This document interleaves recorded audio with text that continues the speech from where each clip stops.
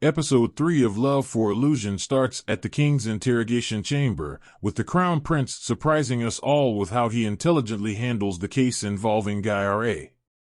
He does not contradict Mudal's accusation even though they are made up to save the woman blackmailed to lie in front of the court. He says that he had asked Guy-Ra to wear the assassin's clothes he had made for her at the drapery. They had met before the king's banquet and were in a romantic relationship. On the night of the party, Hyun thought that the woman the king chose was Guy-Ra, so he hurriedly went to look for the king and asked to have her. Guy-Ra collaborates with Hyun's claims because her body remembers the drawing and the dance routine even though her mind has forgotten. Sejong wonders what Guy-Ra is planning when she admits to being in a romantic relationship with the crown prince. The concubine installation ceremony goes ahead, and Guy-Ra is slowly starting to like the palace and the crown prince. She finds out from Hong-gun that her favorite flowers are also the crown prince's, and she picks some up. On the way back, they run into Sejong and Guy-Ra's childhood bodyguard, Yang Jae, but she shows no emotion, making Young conclude that she has lost her memories, and Young talks about cutting the tail before it comes back to bite them. Meanwhile, King Sejong confronts Consort Chong for framing Guy-Ra and wants to know who instigated the consort. The crown princess, Jeon-hwa, arrives before the king and says that the dancer testified falsely before the court because she was jealous that the crown prince chose Guy-Ra. She says that she has ordered the girl to be punished for her actions, and the king commends her swift actions. The king is furious that people after his life are now going after Consort Hyo, who might one day become the king of Aes Sedai.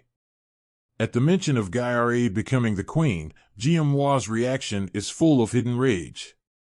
Next, Jeon-hwa and her father go before the crown prince with the same story about the dancer lying to them because she is jealous, but he is not easy to fool like the rest. He had put measures in place in a situation like this and had the dancer with whom Guy-Ra switched places into protective custody. Therefore, even though Jeon-hwa has paid all the other dancers to collaborate on their stories since the king never remembers the faces of the lowly servants, he can provide the real dancer and hear her story. He warns Jeon-hwa and her father not to try to corner him since they will not like the outcome. Sejong confronts his mother for falling into Jeon-hwa's trap, and we realize he is after the throne. Elsewhere, Hyun is at the indoor arena practicing archery, and thoughts of why Guy-Ra is at the palace keep running in his mind. He wonders why she seduced Hee to make her his concubine and thinks she is pretending to have lost her memory. Guy-Ra arrives at the arena to thank him for helping her in the courtroom, but Hyun says he did not do it for her but for the sake of the palace since he does not want it to fall into chaos. Hyun tells Guy-Ra that she should never appear before him. Meanwhile, King Sejong starts getting hallucinations about Yeon-woo as a child, threatening him that she will take away everything from him. Sejong orders the servants not to let Guy-Ra into his house, but she sneaks in to bring him the dye she made. She hears him entering the room and hides under a table. When Hyun finds her, his memories go back to the most traumatic moment of his life when his father forced him to watch the slaughter of the royal family. Guy-Ra's eyes remind him of the young girl he saved that day, but he still blames her for what happened to him afterwards. Hyun takes a sword and wants to smite Guy-Ra, forcing Hee to take over his body to save her. Guy-Ra witnesses the struggle as Hyun and Hee fight for the body and the change from cold to hot and the change of eye color. Hee wins the battle and acts cold towards Guy-Ra when he wakes up, asking her to leave. Guy-Ra cannot help thinking that suddenly, the crown prince looks different. Hee is angry that Guy-Ra still shows more affection towards Hyun than him when he sees the dye she made him and the letter thanking him for saving her in the courtroom. He is even more stressed when he finds out in the letter that Guy-Ra will leave that night since Hyun has already permitted her to go. Later, Hee gets Jin Seo sent to prison, and Eunuch Nung is demoted to laundry duty for drugging him and forcing him to sleep. Hee plans to make Guy-Ra loathe Sejong Hyun, so he tells her the story of his body being taken over by an evil spirit, but with a twist that Hyun is the evil one. However, Gyare does not seem to believe his words because, as she thinks back, she is more attracted to the one she is told is evil. However, it explains the changes in attitude towards her. Ake tells her that he has found a way to get rid of the evil spirit, and he can only do that with Gyare by his side, and she agrees to stay. Jie approaches her on her way to her room and tells her that someone wants to kill her. He wants Gyare to go with him, but she refuses to trust anyone. Hong-gun calls her, and Jie hands her something before he leaves. Inside, she finds a dagger with a note saying she will need it when she gets her memories back. Ake plans to get rid of Seijo Hyun, take over his body, and have the privilege of being the crown prince. The following morning, Gyare dresses up as a servant and joins Nung at the river, where he is doing laundry. Nung realizes that Ake had told her about the dual personality. However, he switches the truth that he is the real one and Hyun is the evil spirit, but Nung tells her the truth, which makes her even more confused that she does not know whom to trust.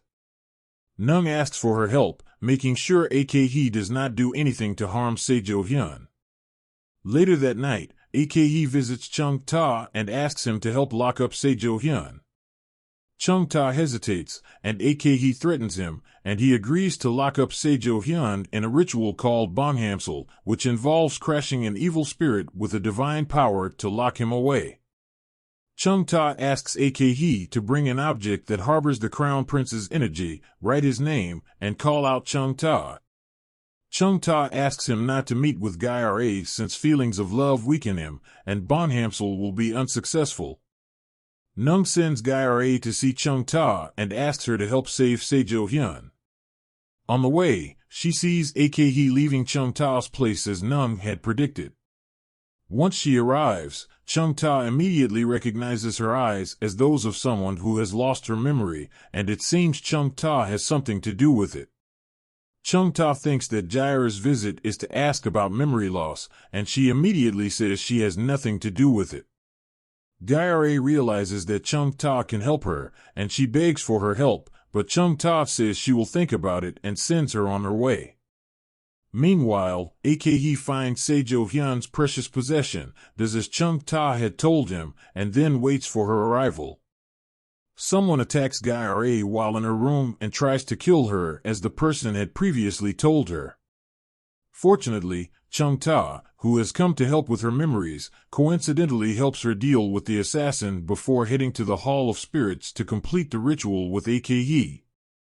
At the end of the episode, Gyare regains her memories, and Chung Ta finishes the ritual. The episode review. I take back what I thought in the previous episode, and I like Seijo Hyun more since he is unpredictable. That shows that the different episodes can elicit different feelings from viewers, keeping them entertained through an unexpected turn of events. Park Ji-hoon embodies the versatility of dual personalities like a pro, making us fall in love with each one. The episode leaves us on a cliffhanger, wondering who walks out of the Hall of Spirits and who is locked up in the Bonghamsul. Who is the person that Gyare hugs at the end of the episode and wants to stab with her dagger for erasing her memories?